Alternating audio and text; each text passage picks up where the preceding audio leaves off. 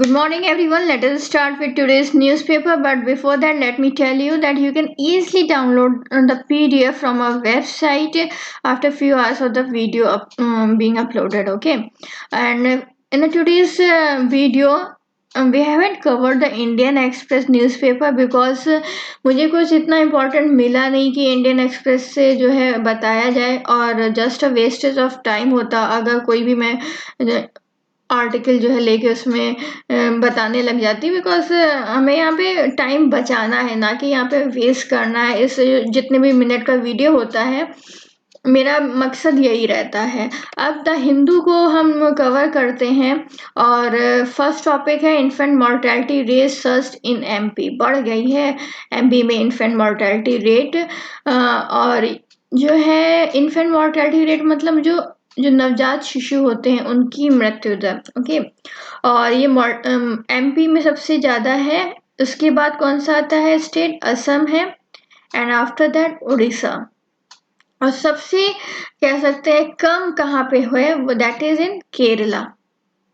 Okay, अब rural MP में भी एक देखो एमपी को फिर डिवाइड करा गया, एक रूरल एमपी हो गई जो गांव वाले क्षेत्र हो गए और दूसरा हो गया अर्बन एमपी।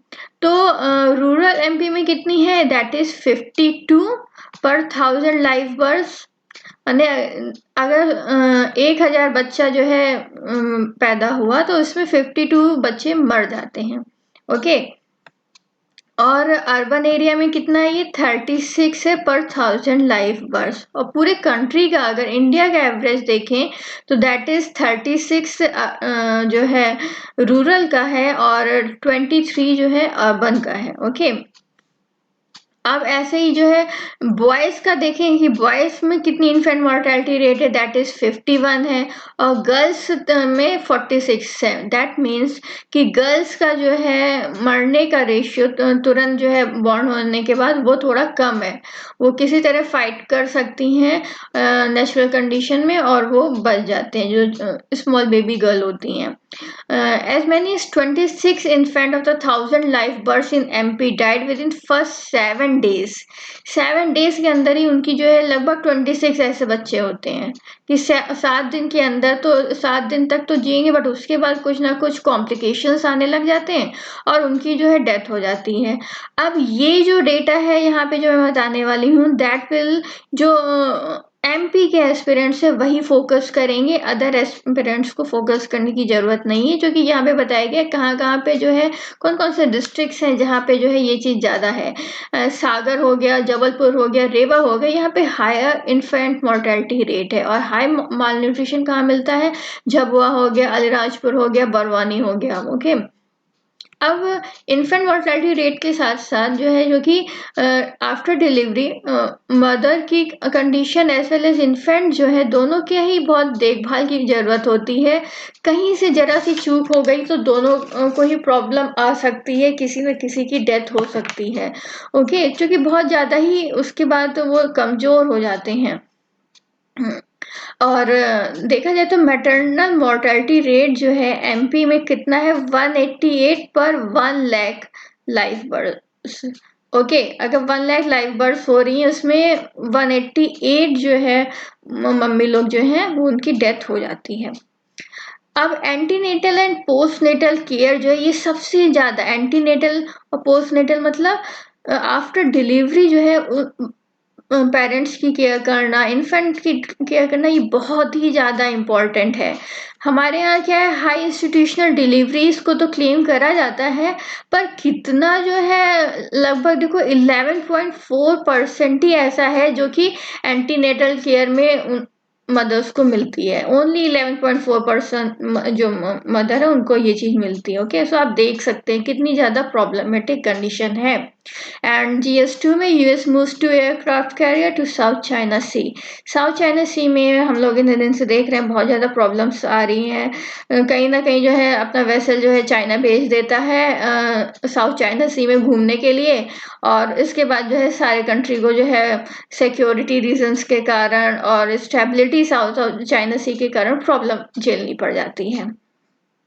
अब जो है यूएस ने कहा कि चाइना से अगर हम इसको लेमैन टर्म में समझते हैं कि अगर यूएस ने चाइना से को घूमते हुए देखा साउथ चाइना सी में, तो यूएस ने कहा कि मैं छोड़ूंगा नहीं, मैं अपने 2 एयरक्राफ्ट कैरियर भी भेजने लग जाऊंगा जिस समय तुम घूमने निकलोगे पीछे पीछे। तो यूएस ने जो है रोनाल्ड रेगन और यूएस निमिट्स ये दो जो है अपना जो है भेजना शुरू कर दिए साउथ चाइना सी में, और रीजन दिया कि देखो यहाँ की रीजनल सिक्योरिटी और स्टेबिलिटी खतरे में हमें नजर आ रही है, और जो है we are there to help our partners and allies यहाँ पे साउथ चाइना सी में। अब जो है चाइना ने अनाउंस करा है कि जुलाई 1 से वो जो है पार्सल आइलैंड्स जो है वहां पर जो है अपनी ड्रिल स्टार्ट करना शुरू करेगा। पार्सल आइलैंड जो है एक डिस्प्यूटेड आइलैंड है वियतनाम चाइना जापान वगैरह के बीच में, ये एक डिस्प्यूटेड एरिया है। ओके, अब वहीं पे अगर चाइना ड्रिल करेगा तो ऑफ कोर्स जो है जो अदर कंट्रीज उनको प्रॉब्लम तो फेस होगी। अब क्लेम ऑन सीज क्या है, यूएस एक्यूजेस चाइना ऑफ कि वो जो वहां पे क्लेम इसलिए करना चाहता है कि जितने भी छोटे छोटे जो ये जो जापान हो गया वियतनाम हो गया इनको जो है वहां के वो रिसोर्सेज जो है वो एक्सप्लॉइट नहीं करने दे सकता। ओके, और चाइना क्लेम करता है लगभग 90% ऑफ द यहाँ पे जितने भी रिसोर्स हैं वो उसी के ही और किसी का नहीं है। So this type of things are there. अब हम थोड़ा सा जो है समझ लेते हैं कि देखो क्या इशू है इस मैप के थ्रू। ओके, आइए देखते हैं। ये देखो ये मैप है, ठीक है। अब इसमें क्या है कि जो ये सेंकाकू आइलैंड है, सेंकाकू आइलैंड जो है मतलब दैट मीन्स जापान इसको सेंकाकू आइलैंड बोलता है, और ये एडमिनिस्टर्ड है बाय जापान। ओके, अब यहाँ पे सेंकाकू आइलैंड में ताइवान और चाइना जो है इसको डियाओ आइलैंड बोलते हैं, और यहीं पे जो है पार्सल आइलैंड भी है। अब क्या है कि ये चाइना का एयर डिफेंस तो ये चीज हो गई, तो यहाँ पे चाइना यहाँ तक अपने ला सकता है। साथ ही साथ जो है ये जापान का एयर डिफेंस जापान इतना क्लेम करता है, तो ये सिचुएशन यहाँ की हुई है, ठीक है, एयर डिफेंस का। अब हम जो है सेकेंड मैप की तरफ चलते हैं और उसको देखते हैं। देखो ये जो मैप है इसमें हम क्या देख रहे हैं, ये देखो पार्सल आइलैंड कहाँ है। ओके, एंड ये जो पार्सल आइलैंड है, अब क्या है कि यहाँ पे जो है चाइना जो है अपना क्लेम लाइन क्या करता है, ये जो डॉट्स ये रेड लाइन देख रहे हैं, चाइना 9 डिस्ट्रीब्यूटेड लाइन से, ये देखो 1 2 3 4 5 6 7 8 9, ये चाइना इतना जो है क्लेम करता है कि ये उसके एरिया में आता है टेरिटरी में। ओके, और यूएन क्लोज का क्या कहना है, इसका कहना है कि 200 नॉटिकल माइल्स तक सभी कंट्रीज की एक्सक्लूसिव इकोनॉमिक जोन है। ओके, तो सभी कंट्रीज का अपना अपना, वियतनाम का अपना हो गया, सबका अपना हो गया कि भाई मेरा तो यहाँ तक आता है, और जापान अपना बोलता है, ताइवान अपना बोलता है, सभी की अपनी अपनी एक्सक्लूसिव इकोनॉमिक जोन यहीं पे आके जो है क्लैश करने लग जाती है। तो ये पूरा एरिया, ये जो डॉटेड डॉटेड आप देख रहे हैं वाइट वाइट डॉटेड एरिया, इस पार्सले आइलैंड और पार्सल आइलैंड उनके इसमें है, और यही एक डिस्प्यूटेड आइलैंड्स हैं। ओके, और जहाँ पे हमेशा जो है कुछ ना कुछ टेंशन सी बनी रहती। होप सो आपको ये जो है साउथ चाइना सी का जो डिस्प्यूट है ये आपको क्लियर हो गया है। आगे बढ़ते हैं और नेक्स्ट टॉपिक पढ़ते हैं, and that is virus alert given by our office not China.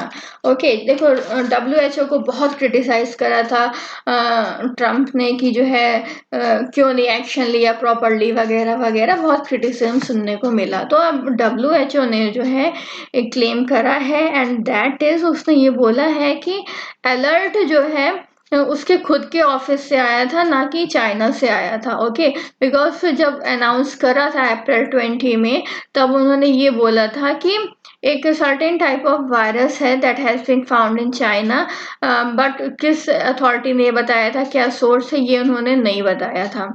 Okay, तो उनका कहना है कि Wuhan municipal health commission in the province of Hubei में जो है फर्स्ट रिपोर्टेड केस था निमोनिया का। ओके, जिससे पहले तो ये था ना कि वो निमोनिया जैसी कुछ चीज है, और उसके बाद ही वो कोविड-19 डिक्लेयर हुआ था। तो उसके बाद क्लैरिफिकेशन मांगा गया था चाइना से, और चाइना ने फिर क्लैरिफिकेशन दिया था, and then it was declared as a कोविड-19 virus. Okay, so this was all the thing. और आगे बढ़ते हैं और नेक्स्ट टॉपिक समझते हैं, and that is why has Indian Railways open door for private players. हम लोग बहुत दिन से ये टॉपिक कवर कर रहे हैं और थोड़ा सा इसका और एक्सप्लेनेशन है जो कि आज समझ लेना है। और जिन लोगों ने नहीं कवर करा है, फर्स्ट टाइम वीडियो वॉच कर रहे हैं, दे कैन ऑल्सो अंडरस्टैंड कि क्या ये टॉपिक था। देखो, इंडियन रेलवे ने डिसाइड करा है कि अब जो है ट्रेन वगैरह का, जो कुछ ट्रेन है पैसेंजर ट्रेन का ऑपरेशन भी वो जो है प्राइवेट प्लेयर्स को देना चाहते हैं। और लगभग जो है 109 जो है ओरिजिन डेस्टिनेशन होगा और 151 मॉडर्न ट्रेन जो हैं वो दी जाएंगी प्राइवेट प्लेयर्स को। Okay, Tejas was the first train थी जो प्राइवेट हाथ में चली थी। And you have to tell me कौन से रूट पर ये तेजस ट्रेन चली थी। ओके, अब क्या होगा इसमें, रिक्वेस्ट फॉर क्वालिफिकेशन प्रपोजल जो है प्राइवेट प्लेयर्स देंगे और उसके बाद जो है और स्क्रूटनी होगा वेंडर कैपेबिलिटी की, और इसके बाद जो है उनको जो है ऑपरेशन जो है दे दिया जाएगा। ठीक है, अब देखा होगा कि आपने जो है, आप जब भी ट्रेन का टिकट बुक करते हैं तो आप किससे करते हैं, IRCTC से करते हैं, इसकी वेबसाइट के थ्रू जाके करते हैं ना। तो अब ये IRCTC कैसी है, इसमें क्या है कि मेजॉरिटी ऑफ द शेयर जो है गवर्नमेंट का है, बट ये गवर्नमेंट और प्राइवेट दोनों के कॉम्बो से चलती है। और जो है तेजस का ऑपरेशन जो है न्यू दिल्ली और लखनऊ के बीच था, एंड मुंबई अहमदाबाद सेक्टर के बीच में। Okay, and it was the first train allowed to run by a non-railway operator. And what is the background, ये जो डिसीजन है कि प्राइवेट प्लेयर्स को देना है, इसका डिसीजन का बैकग्राउंड क्या है। तो 2015 में क्या हुआ, विवेक देवराय की कमेटी बैठी, तो इन्होंने देवराय ने ये बोला कि जो है ट्रेन्स को जो है अगर अच्छे से ऑपरेट करवाना है तो लिबरलाइजेशन पे हमें ज़्यादा फोकस करना है, ना कि हमें प्राइवेटाइजेशन पे। एंड सेकंड थिंग इन्होंने ये बोली कि रेगुलेटरी मैकेनिज्म जितना स्ट्रांग होगा उतना ही अच्छा जो है ट्रेन ऑपरेट करेंगी। Okay, so present invitation for private operators to submit qualification for 151 trains would be in the assessment of the railway board। और लगभग केवल 5% जो है ट्रेन ही जो है हैंड ओवर करी जाएंगी प्राइवेट प्लेयर्स के लिए।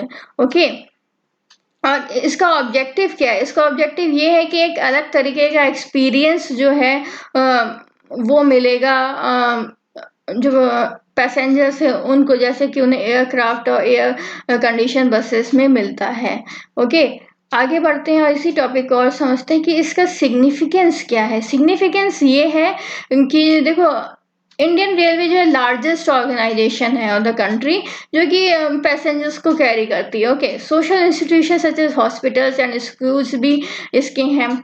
अब वर्ल्ड बैंक का अगर हम डेटा देखें तो 2018 में क्या था, लगभग जो है हमारा 68,443 रूट जो है वो रेलवे में आता है, and it is among the fourth largest rail network in the world. तो first one is that US and other is China, फिर रशिया है, एंड इसके बाद जो है इंडिया आता है। So India is the fourth largest rail network in the world.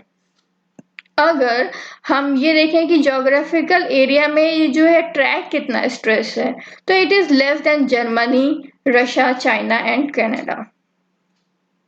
अब ये देखा जाए कि अगर 1 रुपी जो है हम जो है रेलवे में जो है इंसेक्ट करते हैं तो इसका फॉरवर्ड लिंकेज कितना आता है, लगभग 2.5 रुपए निकल कर आता है।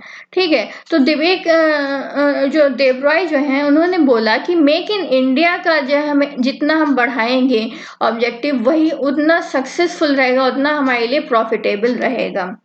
ओके, और ये बोला कि हाँ, उन्होंने जो है पैसेंजर्स को ध्यान में रखा, उनके व्यूज लिए और इसके बाद ये पता करा कि पैसेंजर्स वर विलिंग टू पे मोर अगर उनको अच्छी फैसिलिटी और क्वालिटी ऑफ ट्रैवल मिले। ओके, बट ये चीज़ें जो है ओवरनाइट तो चेंज हो नहीं सकती ना। अब धीरे धीरे जो है प्राइवेट प्लेयर्स को लाएंगे, उनका ऑपरेशन देखेंगे कैसा वर्क हो रहा है, ये सारी चीज़ें एक चेंज ला के देखेंगे कि कैसा चीज़ें वर्क कर रही है। ओके, आप प्राइवेट ट्रेन ऑपरेशन सस्टेनेबल है।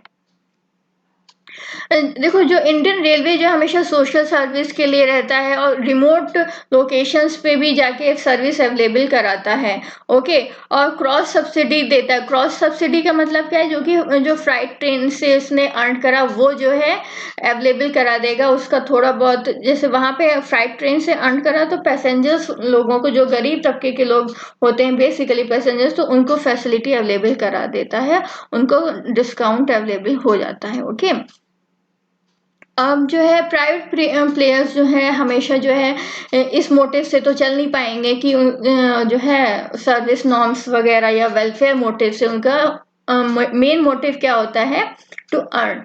ओके, सो एक डिफरेंट टाइप ऑफ चीज है कि वो कैसे मैनेज होगा अब, क्योंकि हमारी जनता जो है अगर देखा जाए तो ज्यादातर वो गरीब तबका जो है ट्रेन से ज्यादा ट्रैवल करता है। तो अब कैसे जो है पैसेंजर ट्रेन में अब उन गरीब तबकों का ध्यान में रखते हुए कैसे ये वर्क करेगा। ओके, और ये है कि अभी जैसे तेजस ट्रेन चली थी। ओके, तो उसमें जो है क्या हुआ कि स्पीड वगैरह में और टाइम वगैरह में it has almost match with शताब्दी ट्रेन, तो कोई इतना डिफरेंस नहीं देखने को मिला था। और ये है कि जो प्राइवेट जो अभी ये ऑपरेशन चला है ये एक पायलट प्रोजेक्ट है। पायलट प्रोजेक्ट मतलब एक सर्टेन टाइम के लिए एक डेफिनेट एरिया में चलता है वो प्रोजेक्ट, और देखा जाता है कितना सक्सेसफुल है, क्या प्रॉब्लम्स है, उसके बाद ही उसको आगे बढ़ाया जाता है। तो ये it is a type of pilot project. अगर सक्सेसफुल हुआ तभी आगे इसको कंटिन्यू करा जाएगा, अदरवाइज नहीं किया जाएगा। And another topic is mulling national logistic law and the impact of Chinese app ban. Mulling national logistic law. Okay. क्या होता है कि ये multi modal transport of good act है, जो कि जो है इधर एक ट्रांसपोर्टेशन ऑफ गुड्स के लिए यूज होता है। इसको जो है रिप्लेस करने की सोचा जा रहा है, किससे, national logistic efficiency and advancement predictability and safety act. क्या है, एंड लीव्स। ओके, इससे करा जा रहा है, जिससे जो है एक इकोसिस्टम जो रेगुलेटरी वाला है उस पर थोड़ा सा जो है चेंजेस लाया जा सकेगा। मल्टी मॉडल ट्रांसपोर्टेशन क्या है कि more than one mod of transportation, जैसे रेल से गया गुड, फिर रोड से हुआ, फिर सी से, एंड फाइनली वो अपने delivery of good and product तक पहुंच पाया। तो एक ही गुड जो है डिफरेंट मोड से ट्रेवल करता हुआ जा रहा है, तो इसको बोलते हैं मल्टी मॉडल। ओके, अब क्या है कि जब वो डिफरेंट वेज लेता है, जैसे रेल हो गया, रोड हो गया, तो कहीं ना कहीं जो है उसकी कॉस्ट पे इफेक्ट पड़ता है, कॉस्ट उसकी इंक्रीज होती चली जाती है। तो अब उसको जो है कैसे रिड्यूस करा जाए। अभी लगभग जो है 14% है ना। अब इसको जो है 10% से कम कैसे करा जाए, जिससे कि क्या होगा कि हमारा जो है इंटरनेशनल मार्केट में हमारा गुड जो है बहुत ही कॉम्पिटिटिव हो सके। ओके, नेक्स्ट टॉपिक को देखते हैं, impact of Chinese app ban. जो है 59 एप्स जो है ये बैन हुई हैं। एंड आफ्टर दैट जैसे कि कौन कौन सी, टिकटॉक हो गया, SHAREit, UC browser, CamScanner, Helo, WeChat, Club Factory, ये सब चाइनीज ऐप है, ठीक है। And they were ban. जैसे ही ये 20 इंडियन सोल्जर्स जो है लद्दाख में मारे गए, तो एज वी ऑल नो कि ये एप्स जो है बैंड हो गई। And why were Chinese app banned, reason ये दिया गया कि जो है देखो हमारी जो इंटरनल सिक्योरिटी वगैरह है उस पर जो है काफी कंप्लेंट्स आ रही हैं, और कि जो है स्टील हो रहा है डेटा और transmitting users data in an unauthorised manner. तो ये रीजन है, and that's why we are banning the app. Okay, और sovereignty and integrity of India ये हमें सेव करना है। एंड ये पावर जो है 69A of the IT act के अंडर में आती है, एज वेल एज द जो प्रोविजन है information technology procedure and safe guard for blocking of access information rule में आता है। So we have right to block the app. अब सेवरल सिटीजन्स ने पहले तो ये बोला है कि कंप्लेन करा है। ओके, सेकंड थिंग है इसकी सर्ट में भी, कंप्यूटर इमरजेंसी रिस्पांस टीम में भी जो है सिक्योरिटी ऑफ डेटा और लॉस ऑफ प्राइवेसी के रिगार्डिंग जो है कंप्लेन की है। How large is the user base in India for these band apps. अब टिकटॉक का देखा जाए कि ज़्यादातर सभी के मोबाइल में टिकटॉक जो है हमेशा रहा है, और कितना टाइम ये कंज्यूम करा है, कितना टाइम कंज्यूम कर रही है, सभी जानते हैं। बट वो टाइम जो है कितना फायदेमंद रहा चाइना के लिए, ये देखते हैं। देखिए 200 मिलियन तक जो है उसका रेवेन्यू गया है। ऐसे शेयर रेट है इसका, 400 मिलियन यूजर्स है, ऐसे टिकटॉक के लगभग 200 million. Okay, so how will users be affected, users कैसे अफेक्टेड होंगे? जो भी मोबाइल में ऐप थी, टिकटॉक हो गया, शेयर इट वगैरह हो गया, आपने देखा होगा जिन्होंने डिलीट नहीं मारा था तो उनके उसमें वो ऐप वर्क तो कर रही थी, बट उसमें जो है नो नेटवर्क कवरेज आ रहा था। और थोड़ी देर बाद जो है उसमें आ गया कि गवर्नमेंट ने बैन करा है, that's why the service is unavailable. So means आपके मोबाइल में वो चीज़ है तो, बट आप जो है आप उसको ना तो वर्क उससे कर सकते हो और ना ही जो है उससे डाउनलोड कर सकते हो। सो गूगल प्ले स्टोर से आप ना तो डाउनलोड कर सकते हो, ना एप्पल ऐप स्टोर से। Okay, what are the alternatives and are they easy to find? तो अब उन ऐप्स के अल्टरनेटिव्स क्या हैं कि कौन कौन से अल्टरनेटिव्स हैं? बहुत सारे हैं, इंडियन ऐप्स हैं जो कि जो है यूज़ करी जा सकती हैं। ओके, आगे है कि what has China's response been to the ban. China ने बोला कि आपने बैन तो कर दिया है, but it is against the violation of the world trade rules, आप उसको वायलेट कर रहे हैं। और जो ट्रांसपेरेंट प्रोसीजर है, एक नेशनल सिक्योरिटी एक्सपेक्टेशन होती है हर कंट्री की, अगर किसी और कंट्री में वो चीज़ लॉन्च कर रहा है, वो कहीं ना कहीं हिंडर हो रही है। और ये general trend of international trade के अगेंस्ट भी है। ओके, और it is also hindering the consumer interest as well. So China ने धमकी दी है कि वो it can go to the end it can launch a formal complain at WTO। Will the move hurt India? इसको देखते देखो, बिग डांस है जो कि जिसने कि इन्वेस्टमेंट और एम्प्लॉयमेंट की अपॉर्चुनिटी प्रोवाइड कराने की कोशिश कर रहा था, because it was investing $1 billion in India. तो ये सस्पेंड कर सकता है अपनी सर्विसेज, तो जॉब क्रिएशन खत्म हो जाएगा इंडिया के। And other thing is what legal option does the Indian government have? Legal options हैं, देखो एक तो नॉर्मल टाइम में होता है, एक इमरजेंसी टाइम में होता है। अगर इमरजेंसी रूट इंडिया ने लिया है तो उसमें क्या है कि जो सेक्रेटरी जो IT डिपार्टमेंट का होता है, तो वो अपने कंटेंट और रीजंस जो रिकॉर्ड कर सकता है, और उसके साथ जो है वो बैन इम्पोज हो सकता है। नॉर्मल टाइम्स में क्या होता है, डिसीजन जो है made by a government committee, फिर relevant intermediaries to be given an opportunity to be heard by the committee. Okay, जब ये सब चीजें प्रोसेस में आ जाएंगी उसके बाद जो है बैन लगाया जा सकता है। और केस ऑफ इमरजेंसी अगर है सिचुएशन, तो सेक्रेटरी जो होता है RT डिपार्टमेंट का, वो जो है गवर्नमेंट कमेटी के सामने रख सकता है, विद इन 48 आवर्स जो है रख सकता है, और सीधे सीधे बैन लग सकता है। ओके, फिर वो कमिटी जो है फाइनल कर सकती है और जो है एप्स को बैन कर सकती है। Does the government necessarily have to publish the order? Legal order जो है वो तो जो है yet to be made public है। ओके, पब्लिश करना ही पड़ेगा अगर आपको नॉर्मल के उससे चलना है। Can the order be challenge in the Indian courts?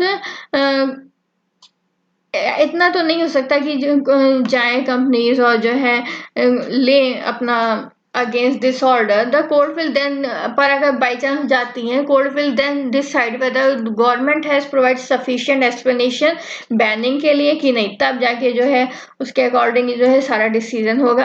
अगर नेशनल सिक्योरिटी और स्ट्रेटेजिक इंटरेस्ट के अगेंस्ट है वो एप्स, तो वो कम्प्लीटली बैन हो जाएंगी।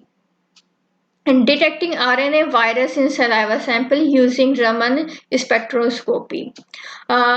इसराइल ने जो है spectroscopy based 1 minute breath analyser for the corona virus ये डिटेक्ट करा। तो जो है अपने यहाँ इंडिया में टाटा मेमोरियल सेंटर ने Raman spectroscopy to detect RNA virus present in saliva sample, ये चीज़ इन्होंने भी बना दी।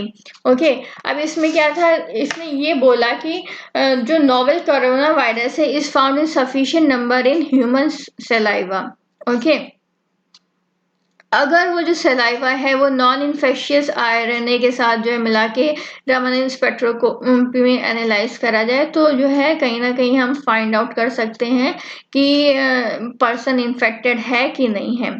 सो स्टैटिकल एनालिसिस करता है कि 65 रामन स्पेक्ट्रल फीचर्स प्रोवाइड कराता है कि जिससे ये पता चलता है कि वायरल जो वो पर्सन है वो वायरल पॉजिटिव है कि नहीं है।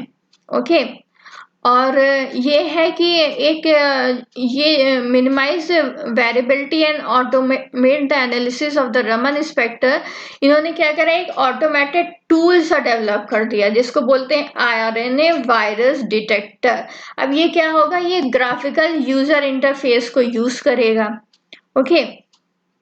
और फिर जो है आप आराम से सैंपल लीजिए और जो है इसको जो है वो डाउनलोड करिए और आराम से इसको डिटेक्ट कर लीजिए। फ्रीली डाउनलोड है ये चीज़ें। Okay. And other thing is, जब वो जो 65 स्पेक्टर सिग्नेचर से वो गुजरेगा तो पता चल जाएगा कि वो उसमें वायरस प्रेजेंट है कि एब्सेंट है। Okay. And other thing is कि आरएनए जो वायरस डिटेक्टेबल है, क्या डिटेक्ट करेगा, कॉमन कोल्ड करेगा वायरस, यही चीज को डिटेक्ट कर सकता है। और साथ ही साथ एचआईवी को करेगा, पर कोविड-19 जैसी चीज को वो डिटेक्ट करने में पॉसिबल नहीं है।